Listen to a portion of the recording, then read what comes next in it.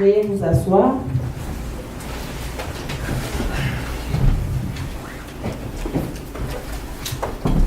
Demande à quelqu'un pourquoi tu es là ce matin. Pourquoi tu es là ce matin? Ou alors pour qui tu es là ce matin.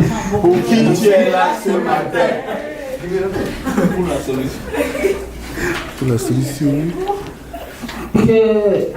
Je voudrais tout d'abord dire que je ne vais pas mettre les gants pour parler. Amen. Amen. Si c'est sexe, je vais parler sexe. Si c'est hygiène, je vais parler hygiène.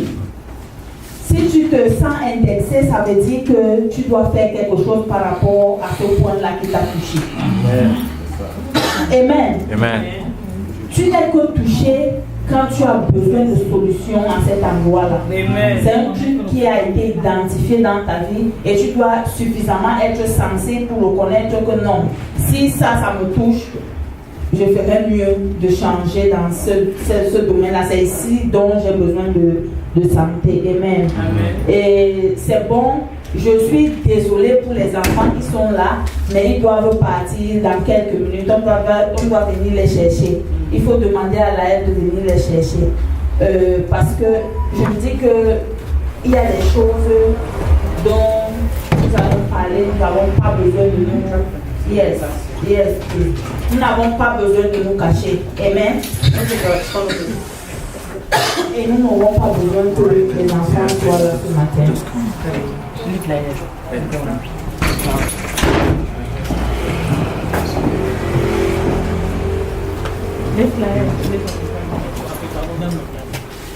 Donc,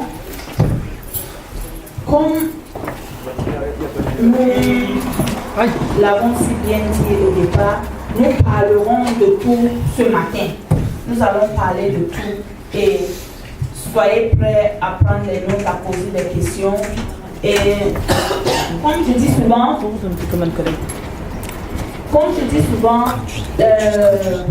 ne sais pas si tout le monde entend français. Is everybody hear English? Is everybody hear French? Okay. Est-ce que tout le monde entend français? Amen. Is it okay to speak in French or in English? French. Everybody is French in the hall. Can I speak in French? Yes. Okay. Donc, vous êtes ici parce que déjà, vous êtes célibataire, comme on le dit en français. Et en tant que célibataire, comme je le dis, c'est si merveilleux. Parce que c'est la chose que Dieu t'a donnée. Mais beaucoup de gens, la bonne chose que Dieu t'a donnée, c'est qu'il t'a donné d'être célibataire. En français, on dit ça single. En anglais, c'est pour ça que quand je préparais le message, je l'ai préparé en anglais. Singleness. C'est la chose la plus importante d'un célibataire. C'est cet état-là. Parce que c'est ça qui te qualifie déjà pour le mariage. Beaucoup de gens ne savent pas. Si tu n'es pas single, tu ne peux pas te marier. Laissez-moi les traditions où les gens sont mariés et ils épousent encore d'autres femmes. Non. Mais selon le contexte, ici je me dis, nous parlons aux chrétiens. Selon le contexte biblique, c'est la chose que Dieu t'a donnée. Si nous allons dans le livre de Genèse, qu'est-ce que la Bible dit? Dieu les créa, hommes et femmes. Hommes et femmes. Ça veut dire une personne et une autre.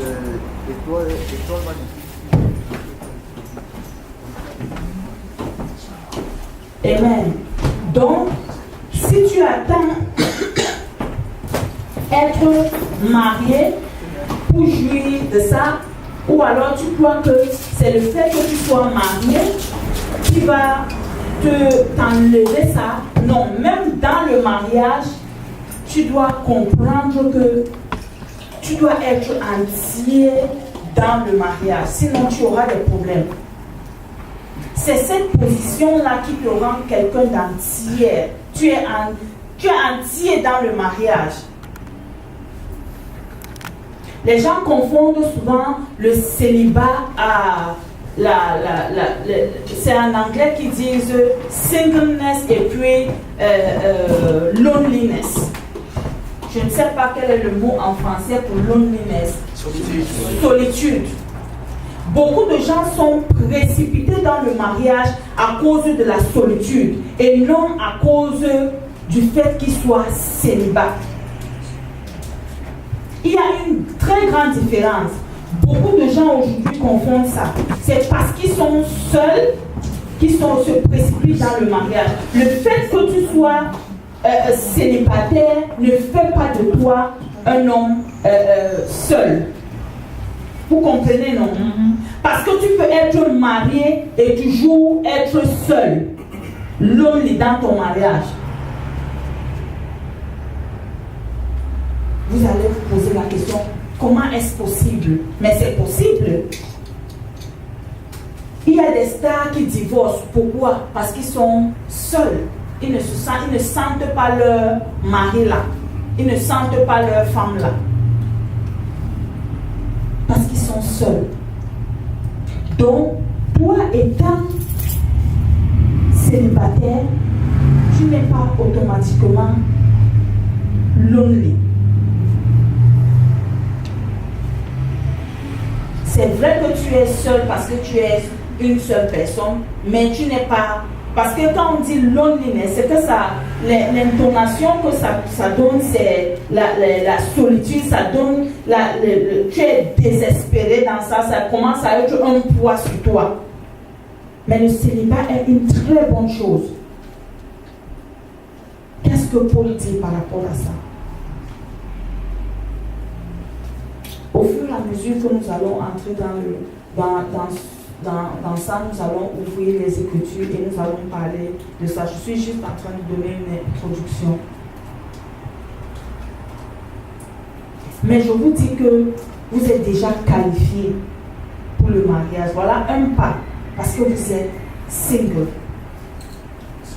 célibataire. Amen. C'est une très bonne chose d'être célibataire. Quand tu enlèves tes regards sur ça, ça devient un poids. Ça devient un poids. Regarde au bonheur d'être célibataire. Et c'est comme ça que tu vas vivre ton célibat sans que ce ne soit une pression ou alors que ce ne soit un état que tu supportes seulement. Parce que tu n'as pas d'autres moyens. Non, le célibat ne doit pas être parce que tu n'as pas d'autres moyens. C'est juste une étape de ta vie. Si tu prends ça parce que tu n'es pas marié, tu penses que c'est le mariage, si tu attends être marié pour commencer peut-être à faire ceci ou cela, je te dis que quand tu auras le mariage, quand les enfants vont arriver, tu vas voir ce que c'est que t'acheter une paire de chaussures. Si maintenant où tu n'es pas célibataire, tu ne peux pas t'offrir une paire de chaussures, n'attends pas de le faire quand tu seras marié. Reconnais ta valeur en tant que célibataire. Qui suis-je en tant que célibataire? Valorise-toi. Quelle est ta valeur? Si tu connais ta valeur, comme je dis souvent à mes filles, mais je disais à une la semaine des dons, c'est pour un jus que quelqu'un va te déplacer. Ou alors un plat de nourriture que quelqu'un va prendre tout ton temps, une personne comme toi va te déplacer pour... Mais tu ne sais pas qui tu es. Amen. Quelle est ta valeur en tant que célibataire? Si tu as une valeur en tant qu'homme, amen, tu ne vas pas faire un mauvais choix. Tu as un standard que quand quelqu'un vient, il connaît ton standard. Tu n'as pas besoin de crier par rapport à ça. Déjà, on même déjà, c'est trop lourd pour les hommes, je le dis souvent. Parce que quand tu es célibataire et que tu dois être marié, étant célibataire, prends le temps parce que tu deviens un administrateur quand tu entres dans ton mariage. Amen. Donc, comment tu te gères? Quelle est ta valeur? Tu seras responsable. Quand tu deviens marié, tu deviens responsable. Maintenant, là, tu ne parviens pas à gérer ton temps. En tant que célibataire, tu rentres à des heures incontrôlées. Quand tu crois que c'est quand tu seras marié que tu ne vas pas, tu es déjà habitué à rentrer à 23h, 22h, minuit. Quand tu seras marié, tu vas le faire. Qu'est-ce que tu fais maintenant? Parce que le célibat, c'est un état qui te prépare à ton mariage. C'est une plateforme pour ton mariage. Ce que tu fais aujourd'hui peut avoir des répercussions dans ton mariage. La manière dont tu gères ton temps aujourd'hui, la manière dont tu gères ta vie aujourd'hui pourrait avoir des répercussions dans ton ménage. Donc le célibat, quand tu le vis, vis-le comme une porte d'entrée pour ton mariage. Si tu le vis n'importe comment, tu penses que c'est quand tu seras marié que ça va s'arranger. Le mariage n'est pas la solution du célibat. Il faut noter ça. Le mariage n'est pas la solution du célibat. Tu penses que parce que tu es marié, tu vas te marier, tu ne seras plus célibataire. Le célibat, c'est un état. Ça veut dire que dans cet état-là, il y a des choses que tu fais. C'est ces choses qui te font être célibataire, n'est-ce pas?